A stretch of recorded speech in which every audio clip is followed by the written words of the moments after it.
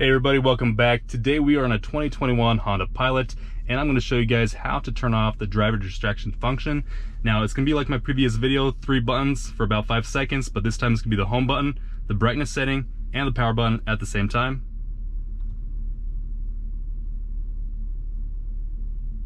Now we're going to go ahead and click on detail information and settings.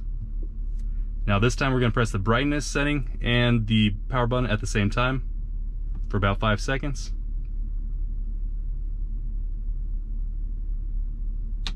Now we can see right here, driver distraction. Click that and turn it off. Now as you are driving around town, you have the ability to touch your screen and select a destination while you're in motion, and this won't give you that disable feature or stop while you're moving. So this will revert back to on as soon as you stop the vehicle and turn off the power. So you'll have to do this every single time, but it's a really quick fix and very easy to do. So hopefully you guys enjoy this video. Hit that thumbs up button and subscribe to the channel to stay up to date on all the latest video releases. Thanks for watching.